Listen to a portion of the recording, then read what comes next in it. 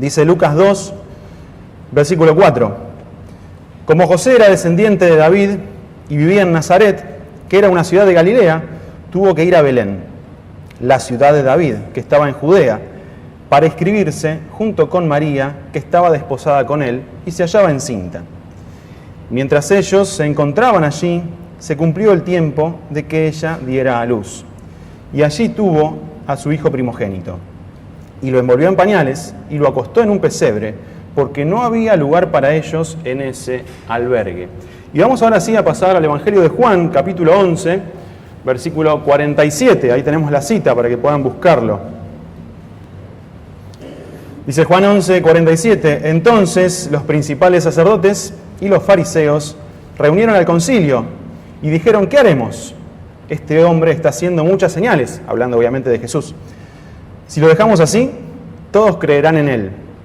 Entonces vendrán los romanos y destruirán nuestro lugar santo y nuestra nación.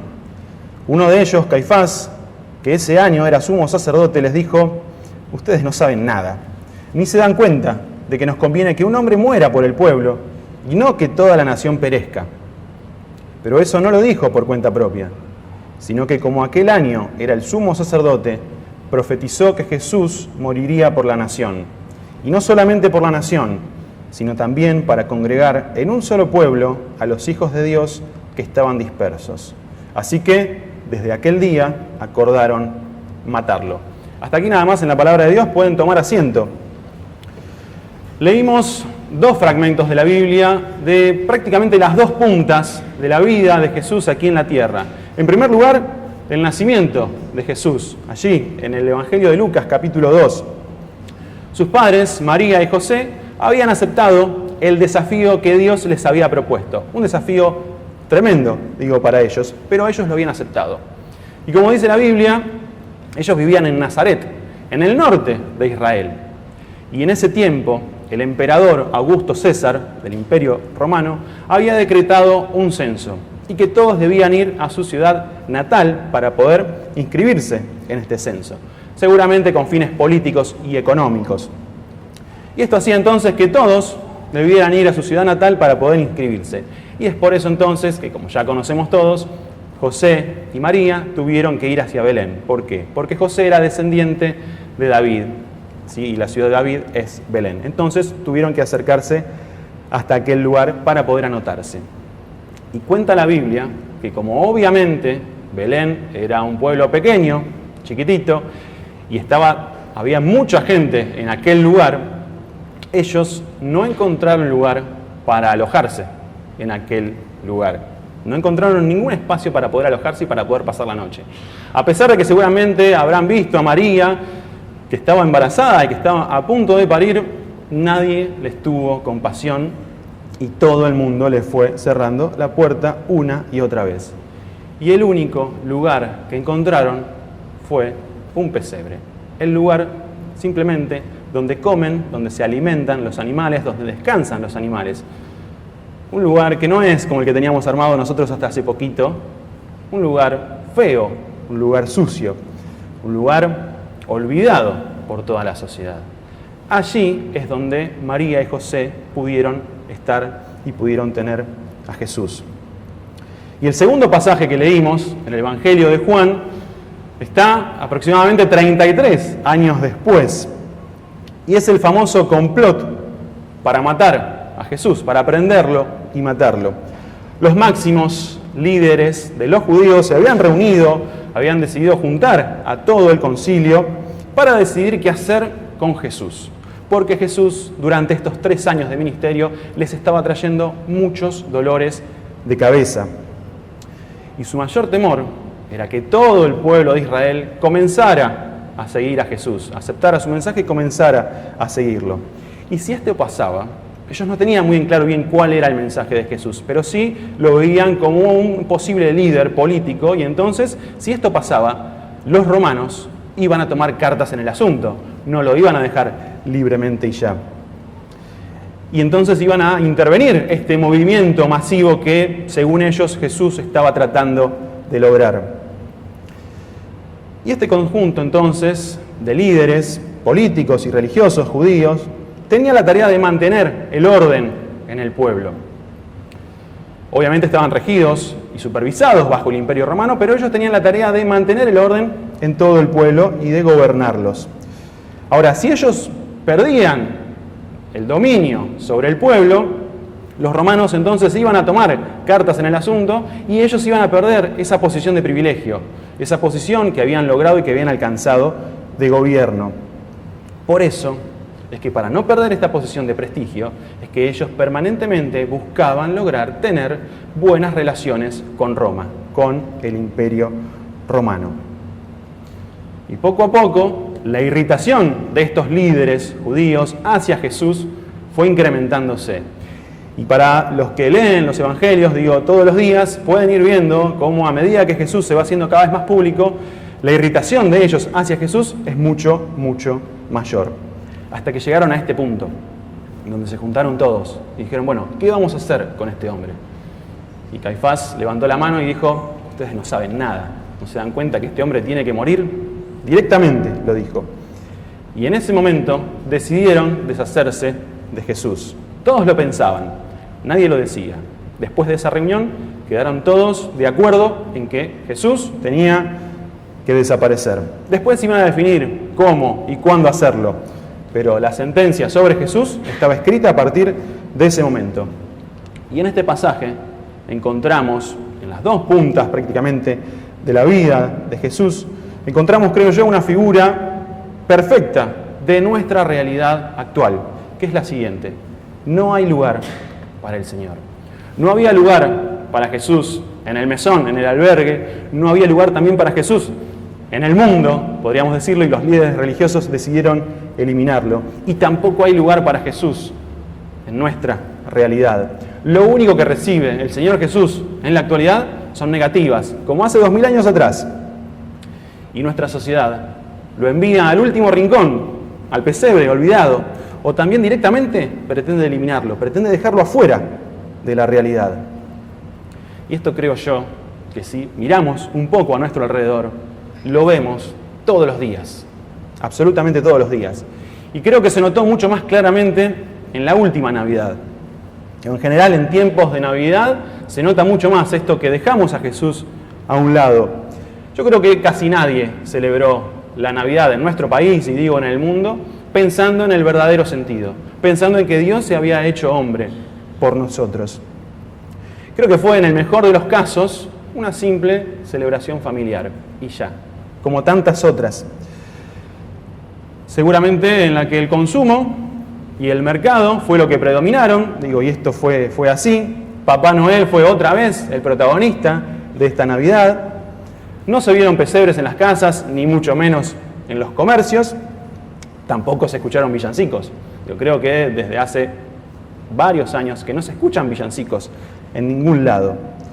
Los únicos pesebres que se vieron fueron los pesebres vivientes, que hicieron 2 canales de streaming realmente lamentables, muy berretas, para burlarse de nuestra fe y para agredir a nuestra fe.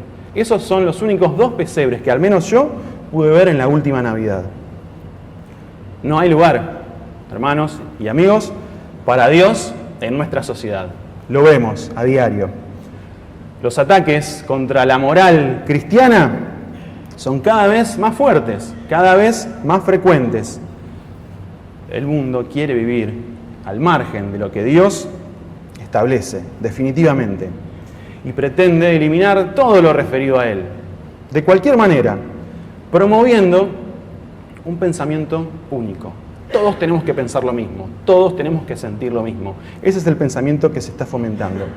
Y poco a poco, la ideología anticristiana fue permeando en nuestra sociedad. Para aquellos que peinan canas o que ya no peinan nada, habrán visto este cambio. Esta ideología anticristiana que va avanzando no tiene nada que ver con lo que ustedes veían hace, 30, 40 años. Incluso lo que nosotros veíamos hace, 10, 15 años.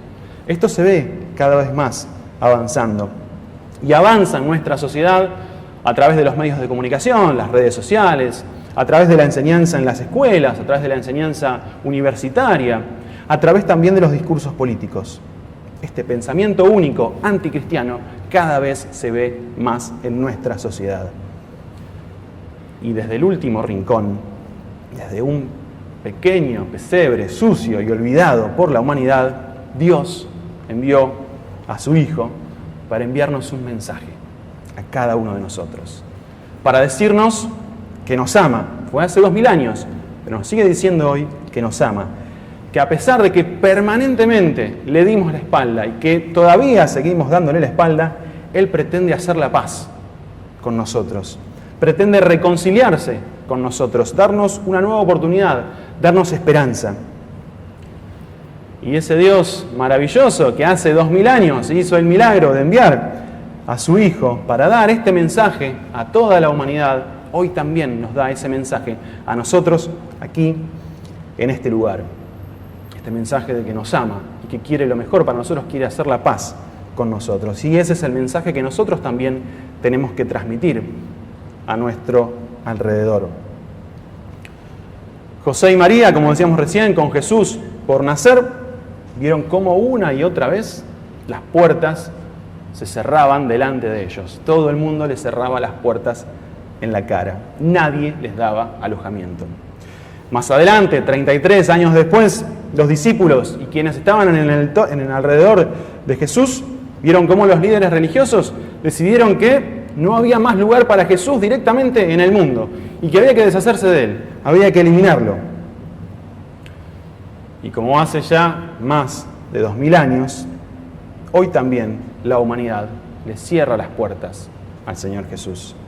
El mundo pretende dejarlo afuera, definitivamente. Digo, esto es algo que quizá podemos notar los que somos cristianos hace algunos años y que a veces queremos predicar el Evangelio, digo, porque esa es nuestra misión y queremos transmitir el Evangelio y generalmente lo primero que recibimos es rechazo. Digo, esta es una experiencia que todos los cristianos hemos tenido alguna vez que quisimos predicar el Evangelio hacia nuestros conocidos, amigos, en algún lugar. Lo primero que recibimos es seguramente rechazo, y esto es en general, digo. O también quizá indiferencia, quizá no nos rechazan, pero sí cierta indiferencia, desinterés. Son muy poquitas las veces es que nos escuchan con atención y escuchan el mensaje abiertamente. Cada vez notamos más que la puerta está cerrada, lamentablemente, en nuestro mundo. Pero hay una cosa más. Muchas veces no solamente la sociedad le cierra la puerta al Señor, también muchas veces hasta nosotros, los cristianos, podemos también cerrarle la puerta. Y ya no buscamos entonces la guía de Dios al momento de tomar decisiones en nuestra vida. Cerramos la Biblia, la abrimos solamente los domingos a la mañana cuando venimos acá porque alguien nos dice que tenemos que leer y ya. O no tenemos un diálogo permanente con Él todo el tiempo de oración. No nos esforzamos por llevar una vida acorde a lo que Él nos pide, de acuerdo a los preceptos que Él mandó.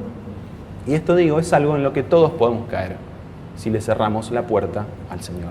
Todos podemos caer en esta situación. Nadie está exento. Más allá de si somos cristianos hace mucho tiempo o no.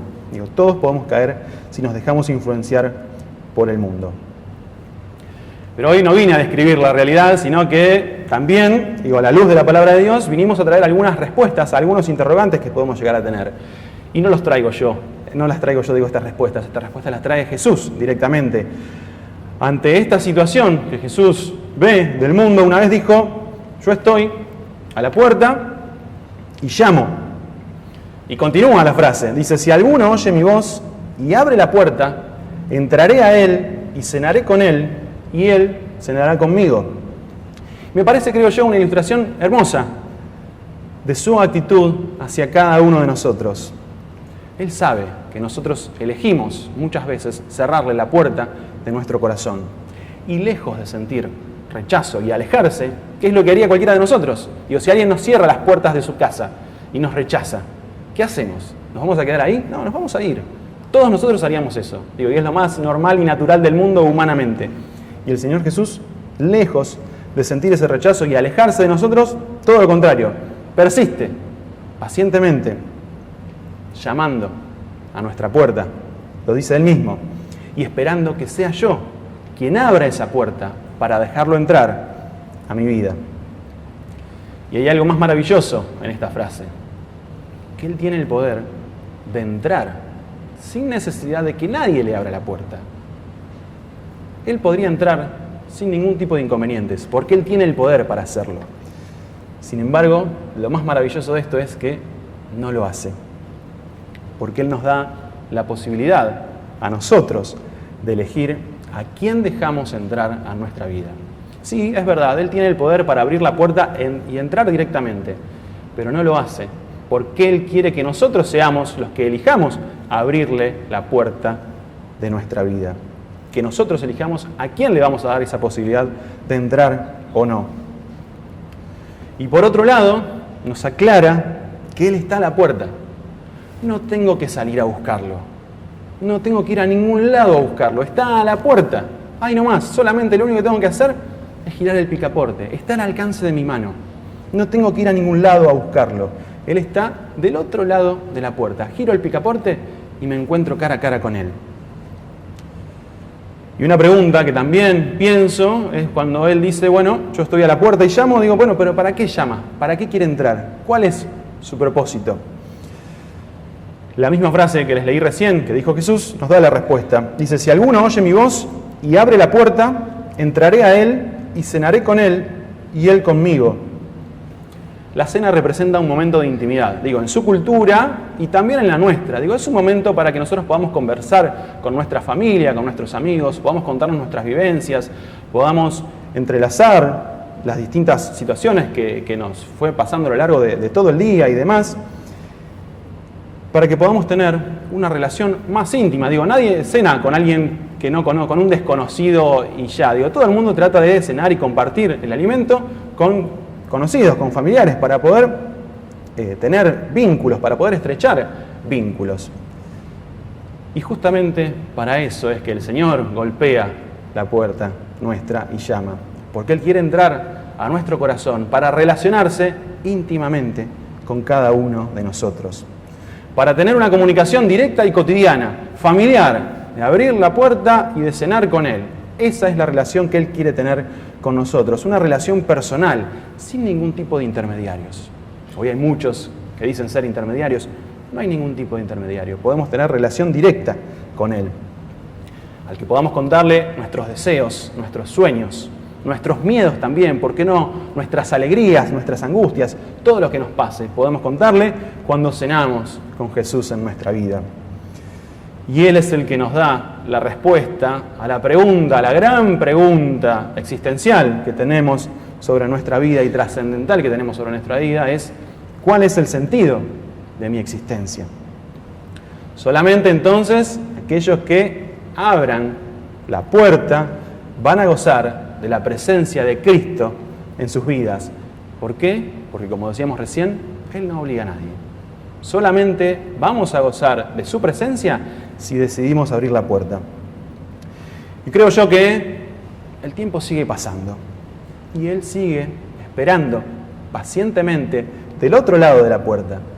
Bueno, pensemos, si hoy no llegó el día en nuestra vida de bajarnos de la soberbia, pensemos si hoy no llegó el día de dejar de pensar que así estamos bien, de reconocer que por nuestra cuenta no podemos resolver las cuestiones trascendentes y trascendentales de nuestra vida, y que el único que tiene respuestas a todo esto es aquel que está del otro lado de la puerta, golpeando y llamando nuestro nombre, y que está esperando que nosotros le abramos.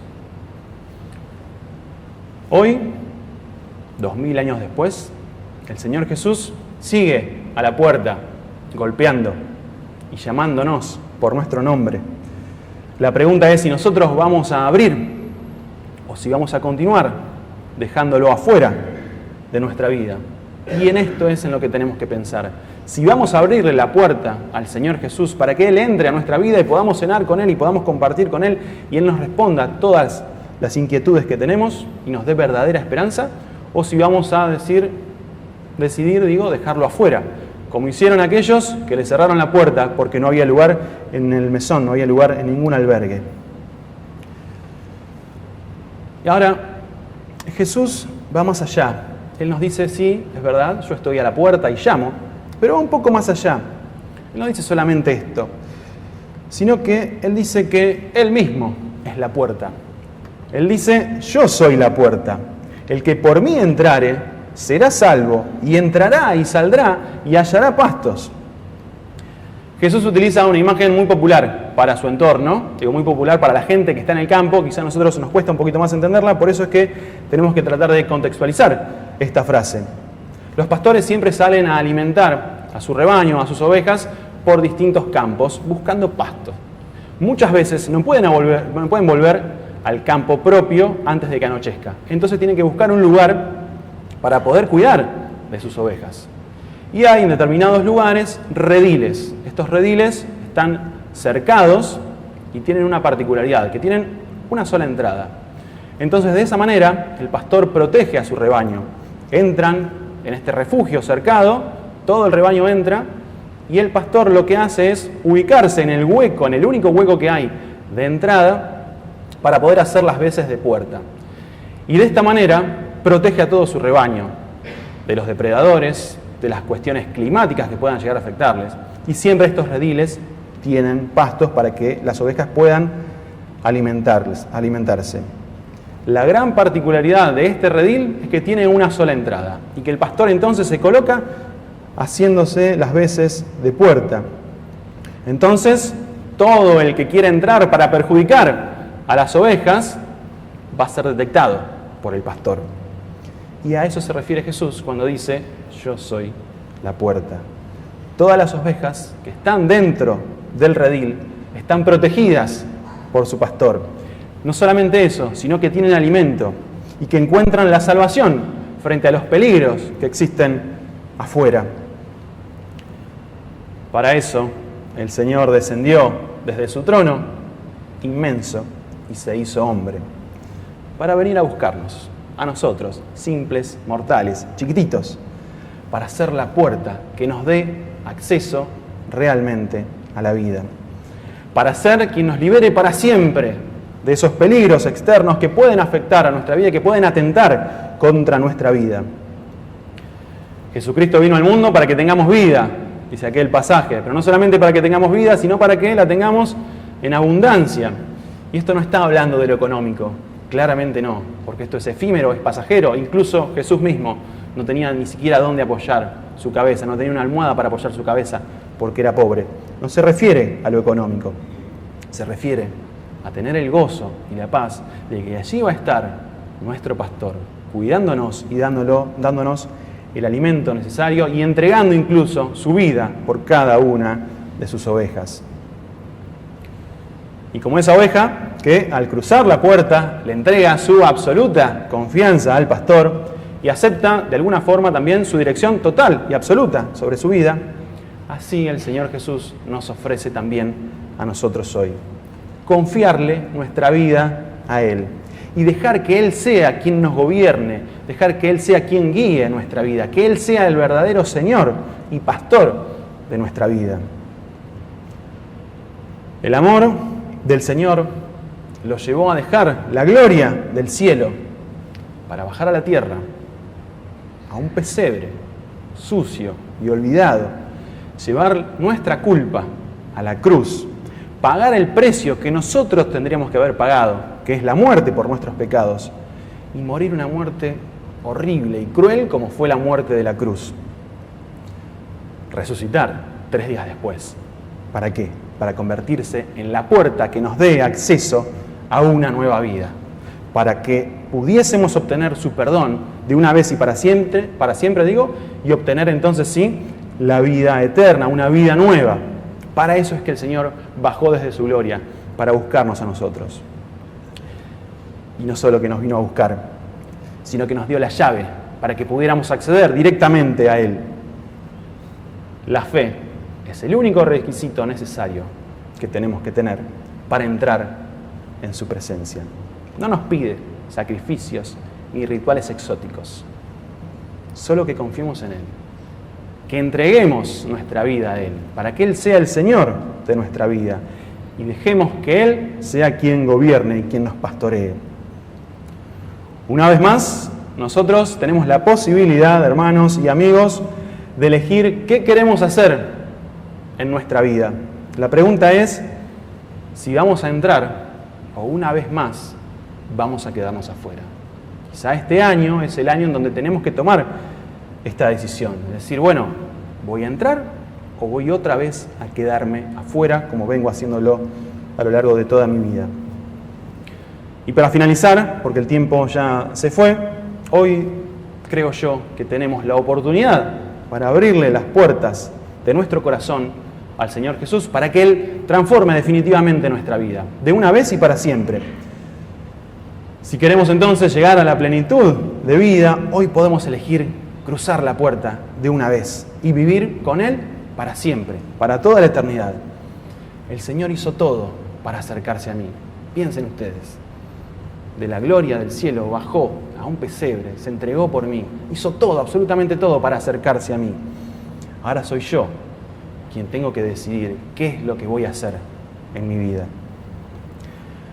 Hay un viejo himno, y con esto ya finalizo, del siglo XIX, que se llama Cerca de ti, Señor.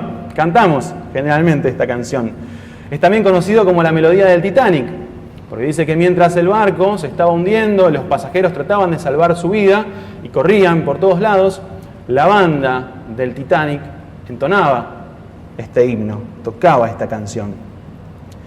Y es un himno de esperanza para todos aquellos que decidieron un día en su vida abrirle la puerta al Señor.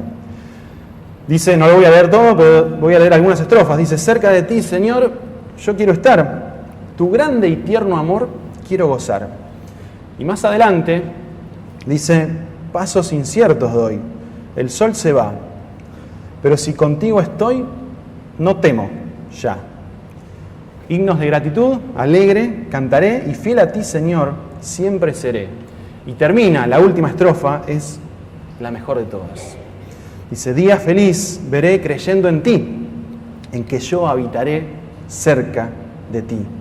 Y mi voz allí alabará tu santo nombre y mi alma gozará cerca de ti. Esa es, hermanos y amigos, la esperanza que tenemos cada uno de nosotros. Que si un día decidimos abrirle la puerta al Señor, finalmente un día nos vamos a encontrar cara a cara con Él y estaremos por toda la eternidad con Él. Y nuestra alma, como dice la canción, se gozará para siempre.